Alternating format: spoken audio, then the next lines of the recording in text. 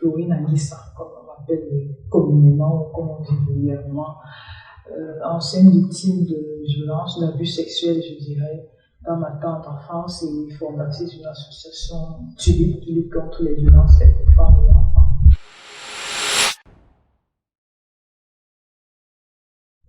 En fait, j'avais 6 ans, entre 5-6 ans, quand ça s'est passé dans ma famille maternelle.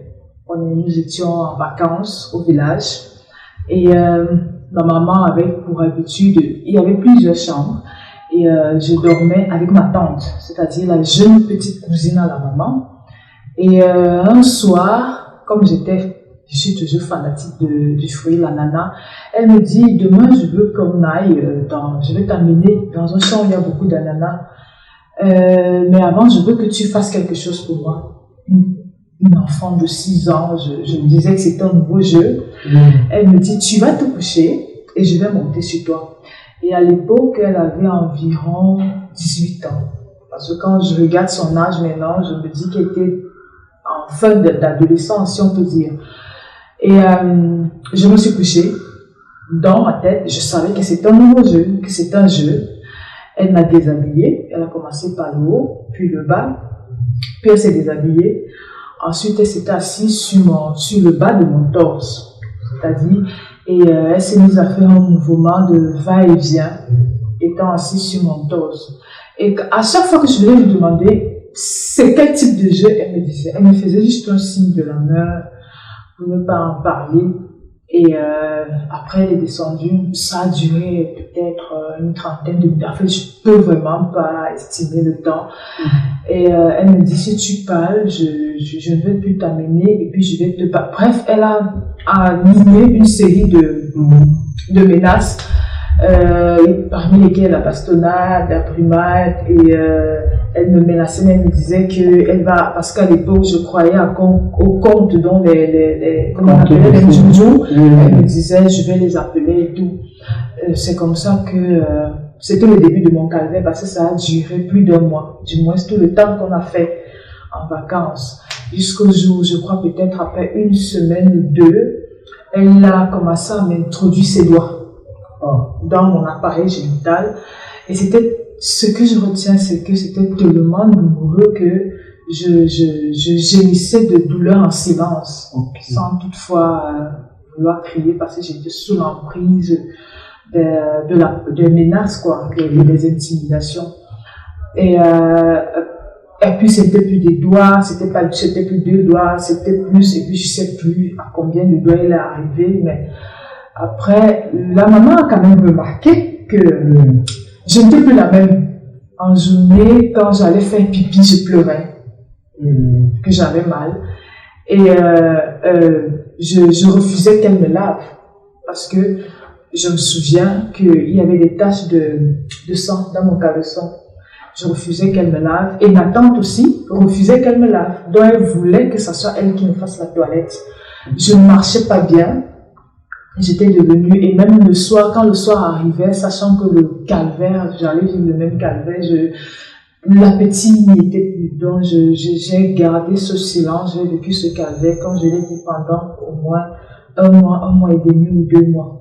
La période qu'on a fait, et puis nous sommes rentrés, et voilà. Et j'ai fait ce que les psys, les professionnels de la santé malade appellent l'amnésie traumatique. Elle m'a tellement traumatisée, et que, puisqu'on allait constamment en vacances, donc j'avais intérêt à ne pas en parler. Donc c'est en 2021 que je décide d'en parler à ma famille, le 1er janvier 2021.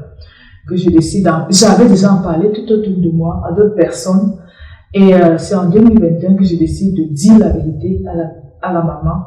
Elle n'a pas été surprise parce qu'elle m'avait dit qu'elle soupçonnait que quelque chose était arrivé. Même mon papa soupçonnait à cette époque-là que, avec ce changement de comportement, il y avait quelque chose qui s'était passé, mais voyant que je ne parlais pas, ils se sont dit peut-être qu'ils se font des imaginations, ou bien c'est leur surprotection qui leur donne cette idée. Donc, elle n'a rien eu.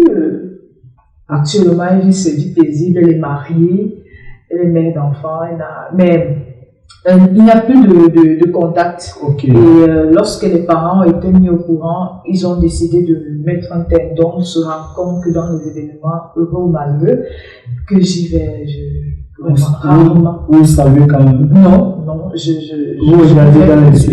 comme je dis, je ne pars plus. Ah, ok. Donc, événement malheureux ou heureux, là où je sais qu'elle sera là, je ne viens pas. Ou je peux venir avant ou après, demain, j'évite au maximum la rencontre, là, parce que sur le plan émotionnel, je ne peux pas vous mentir, je suis détruite. Je ne sens pas les choses comme les autres.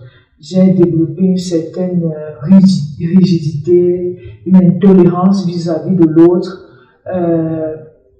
À un moment donné, je suis devenue comme un bloc de glace.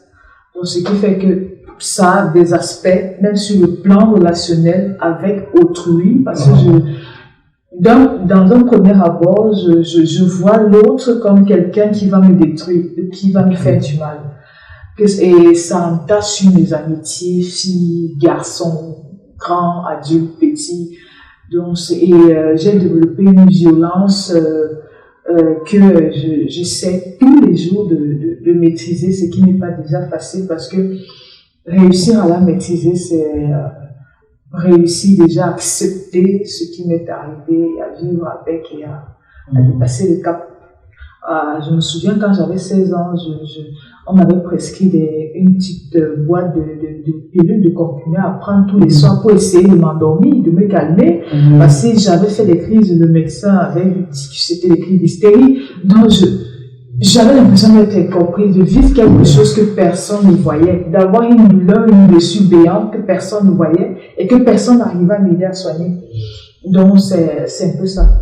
Au point où ça a explosé en moi, j'ai fait tellement de crises que j'ai décidé d'en parler à la famille pour essayer d'avoir leur réconfort, qui a été un grand soulagement et une grande aide pour moi, parce que je crois que grâce à eux, j'ai réussi à pas digérer, mais à mieux prendre la chose et ça m'a aidé dans mon processus de guérison. Bon, peut-être qu'on a la sensation que les victimes vont mal passer, ça a toujours existé. La première raison, c'est le silence. Les victimes de viol ou d'abus sexuels sont tenues par un silence, surtout dans les cas des cis par exemple. Si c'est le papa, le frère, l'oncle, le cousin et tout. Parfois, ce sont des crimes qui sont couverts par la famille. Pour le bien-être de la famille, pour le candidaton, pour l'image de la famille, pour le prestige même de la famille. On est obligé de museler les victimes dans leur silence. Et ça se fait par plusieurs moyens. On les envoie à l'étranger pour les plus nantis. On les envoie vivre ailleurs, chez d'autres tantes ou chez d'autres oncles, ou bien à l'internat. Bref, on utilise tous les moyens pour essayer de les écarter, parce qu'ils se disent qu'en les écartant, en les éloignant de leur bourreau, peut-être qu'ils vont oublier, puis on va oublier l'affaire, ils vont passer à autre chose. Alors, Tulip a été fondée en 2020.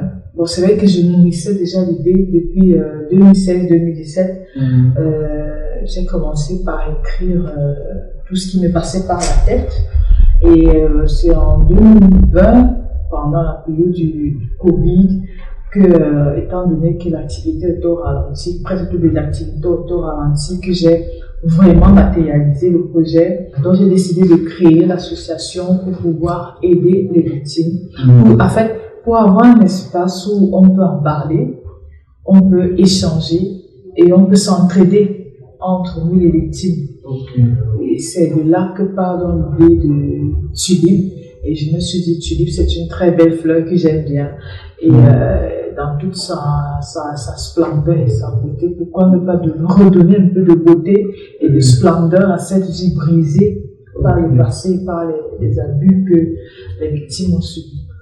Je dirais à la victime qui me regarde de briser le silence, d'oser en parler.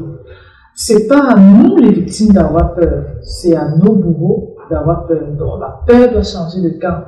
Donc si vous avez été victime de viol ou d'abus sexuels, osez en parler, discuter, échanger et surtout dénoncer votre bourreau. C'est par ça, c'est par ces comportements, c'est par ces décisions que le phénomène aura de l'écho et que on pourra efficacement trouver des moyens de lutte et d'éradication, s'il le faut, des viols et des abus sexuels sur des femmes et des enfants.